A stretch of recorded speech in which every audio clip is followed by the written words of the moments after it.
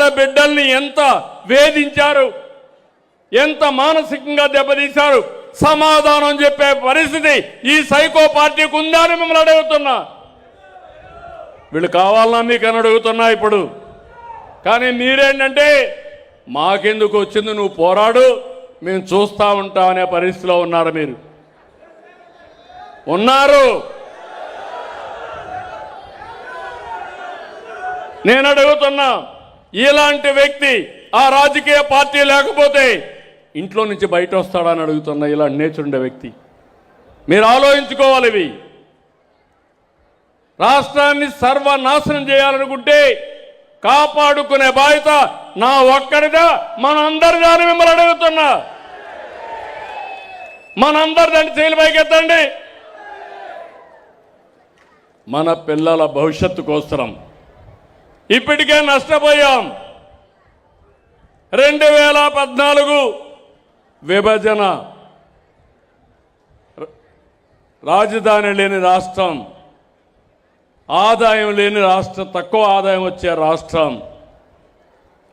2019లో విధ్వంసం, 2024లో ఇప్పుడిప్పుడు రికవర్ అవ్వడానికి ప్రయత్నం చేస్తున్నాం. కనీసం ఒక 10-20 సంవత్సరాలు ఉంటే ఎక్కడికక్కడ మనం ముందుకు పోయే పరిస్థితి వస్తుంది. అప్పుడప్పుడు తీవ్రవాదుల గురించి మాట్లాడుతున్నాను. వాళ్ళు కూడా ఎక్కడో అడవుల్లో ఉంటారు. ఒకసారి వచ్చి అటాక్ చేసి మళ్ళా వెళ్ళిపోతారు. అంటే భయభ్రాంతులు చేస్తారు. ఈయన అంతే, ఎక్కడో ఉంటాడు, అప్పుడప్పుడు వస్తాడు ఇక్కడికి.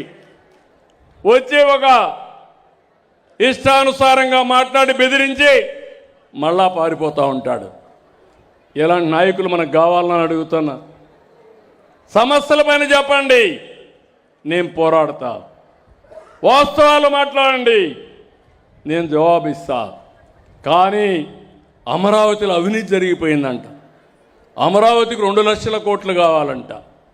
అమరావతి ల్యాండ్ మానిటైజేషన్ ప్రాజెక్టు హైదరాబాద్లో ఒకప్పుడు ₹1,00,000 20,000 ఎకరా ఉంటే అభివృద్ధి అయిన తర్వాత 175 కోట్ల రూపాయల ఎకరా అయ్యింది. అది సంపద సృష్టించే మార్గం. ఇది మీరు చేసేది విధ్వంసం. ఇప్పుడు అంటున్నాడు విజయవాడ, గుంటూరు, మచిలీపట్నం అదే చేస్తున్నాం CRDA. అంటే అమరావతి పేరు చెప్పడానికే ఇష్టపడిన వ్యక్తి ఈ రాష్ట్రాన్ని పాలించే అర్హత ఉందా తమ్ముళ్ళు అని మిమ్మల్ని అడుగుతున్నా. ఇలాంటివన్నీ కూడా మనం గుర్తుపెట్టుకోవాల్సిన అవసరం ఉంది. నేను ఒకటే మిమ్మల్ని అందరినీ కోరుతున్నా ఈరోజు, ఎందుకంటే నేను చెప్పాలి, గట్టిగా చెప్పాలి. ఏదో పార్టీ ఉందని ఒక 50 మందిని రోడ్లు వేసుకొచ్చి విధ్వంసం క్రియేట్ చేసి, లా అండ్ ఆర్డర్ క్రియేట్ చేసి, ప్రజలకు ఇబ్బందులు కలిగించే పరిస్థితి ఏదైనా మాట్లాడితే దానిపైన నా మీద, పార్టీ మీద, ప్రజాస్వామ్యం గురించి మాట్లాడతారు. కడాన మీరు చూస్తే నేను ఈరోజు అరెస్ట్ చేయాలంటే ఎంతో పడుతుంది. ఇలాంటి వ్యక్తుల్ని చెయ్యను. చట్టం దాని పని చేస్తుంది తప్ప నేను ఎప్పుడు కూడా తప్పు చేయను.